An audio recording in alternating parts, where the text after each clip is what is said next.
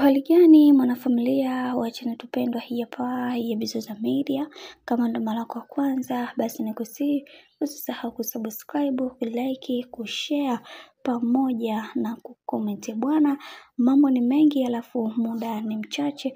Tumeweza kuona ni namna gani ambavyo bibiye Nifa alivyoweza kupokelewa nyumbani kwake baada ya kuweza kutoka huko polisi. Sasa kwa hili tukio ambalo adimu liliweza kutokea hivi karibuni, watu wengi wameendelea kumsihi bibiye Nifa kuweza kuhakikisha kila kitu kwa upande wake kinakuwa imara na kuweza kusimama katika misingi mingi, kwa sababu kwa kipindi hiki amekuwa akipitia maswaibu mengi sana, na ukizingatia yeye ni bado binti mdogo na anatakiwa kuweza kuhakikisha kila kitu kwa upande wake kinakwenda kuwa sawa na sio kuanza kufuata mikumbo ambayo isiyokuwa na mbele wala nyuma, na hii itakuja kumkosti katika maisha yake yote.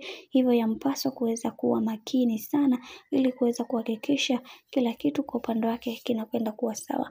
Na pia tumeweza kuona ndugu jamaa na marafiki walimpokea vizuri na kwa shangwe pia, na wengi wao walitamani kuweza kutambua uwepo wake kwa kiasi kikubwa, lakini pia ni vile bibiye Nifa ameweza kuchoshwa na michoko ambayo iliweza kutokea huko aliko, lakini leo hii ameamua kuweza kufunguka na kusema kwamba natamani kuweza kuwaambia kitu, lakini wacha niwaambie siku nyingine, kwa sababu kwa kipindi hiki nimekuwa mtu ambaye sina amani, sina furaha na nimeshachoka na haya yaliyoweza kunitokea.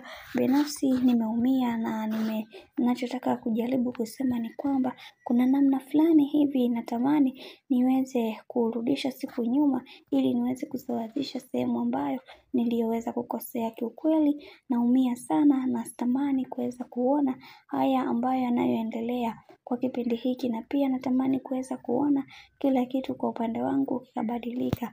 Na kwa upande wangu mimi nasema kwamba ninaamini ipo siku Mungu wa mbinguni atanisimamia na kila kitu kitakuwa sawa kwa upande wangu, lakini natamani kuweza kuona hichi nilichopitia mimi watu wengine wasije wakapitia, kwa sababu ni swala gumu sana na nimepitia maisha magumu huko nilikotoka. Kiukweli ninaumia sana tena sana.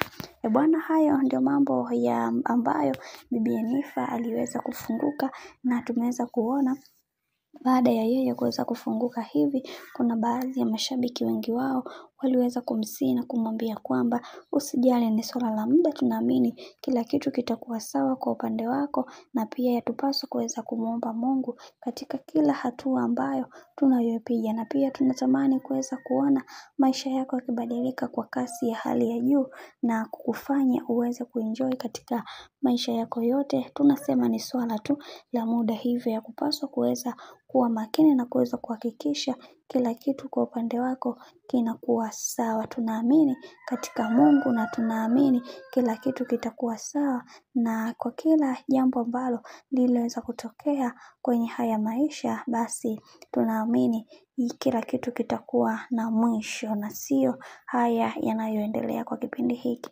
Bwana, mambo ndo kama hivyo ambavyo unavyozidi kuona yanazidi kutaradadi kuhusiana na haya yote ambayo yanayoendelea kwa kipindi hiki.